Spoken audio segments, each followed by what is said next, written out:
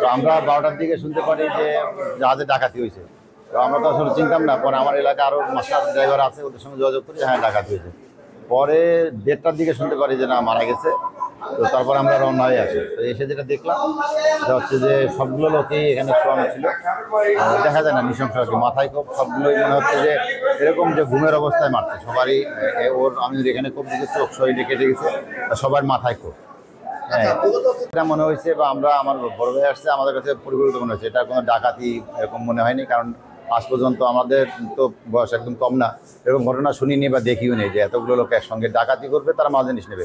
এখানে কারোর একটা মোবাইলও নেয়নি, কারোর পকেটের একটা মানি ব্যাগও নেয়নি। যে মাল সেভাবে রয়েছে, জাহাজের সমস্ত মালপত্র সেভাবেই আছে, অথচ এই 8টা নিরীহ প্রাণ।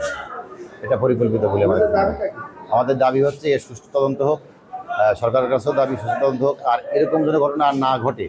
আর এই প্রত্যেকটা যে ফ্যামিলির লোকগুলো মারা গেছে, এদের পরিবার খুবই অসহায়, এদের সাহায্য সহযোগিতা করুক এবং বিচারটা সঠিক হোক। আর এরকম ঘটনা যেন আর বাংলাদেশে না ঘটে, এটা আমার একটা জোর দাবি। আমি মোহাম্মদ হুমায়ুন কবির। আমার ছোট ভাই উনি মারা গেছেন। হ্যাঁ, ওর নাম আমিনুর মুন্সি। আমার গ্রামের বাড়ি লোহাগাড়া থানা, জেলা নড়াইল, গ্রাম পাঙ্কারচর। তা আমার সরকারের কাছে এটাই যে যাতে আমার ওই ছোট ভাইয়ের বা দুটো বাচ্চা আছে, তারা যাতে তারা যাতে বাঁচতে পারে, তারা যদি করতে পারে, সেইটাই আমার কাছে সরকারের কাছে আমাদের। আমার নাম মোহাম্মদ আমাল হোসেন। আমার বড় ভাই কিবরিয়া, গোলাম কিবরিয়া, উনি জাহাজের মাস্টার। আর আমার ভাইগনা শেখ সবুজ, উনি ছিলেন জাহাজের লস্কর। ওনাকে আমার ভাইকে, আমার ভাইগনাকে, দুজনকে হত্যা করা হয়েছে। এটা পরিকল্পিতভাবে হত্যা করা হয়েছে। এটা আমি সুস্থ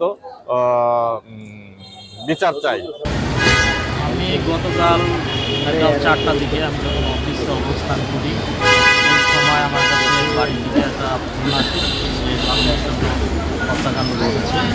তারপরে আমি আমার ছোটো ভাইকে নিয়ে আমি ওখান থেকে চাপ করে চলে আসি। আর আমার আদার্স যে আত্মীয়স্বজন আছে ফরিদপুর থেকে গতকাল এসেছে, এবং আসার পরে আমরা সবাই মিলে আমাদের লাশ শনাক্ত করতে পারি। একজন ছিল সবুজ, আমার ভাই, আর একজন ছিল আমার বড় মামা গোলাম কিবরিয়া, উনি মাস্টার হিসেবে ছিল।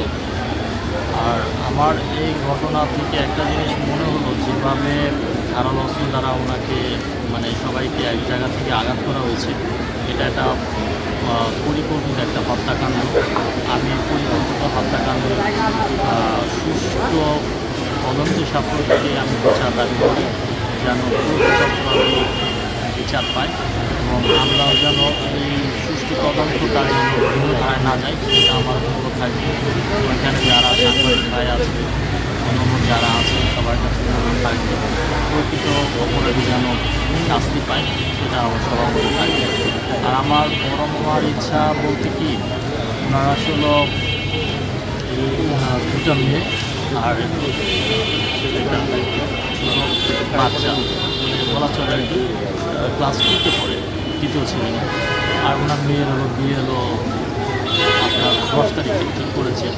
আমার বড় ভাই মৃত্যুর আগের দিন ওনার সাথে কথা বলেছিল, ফোন দিয়েছিল। সেই বিষয়টা আমার ভাই আমার সাথে শেয়ার করেছিল। এতটুকু কথা বলেছিল।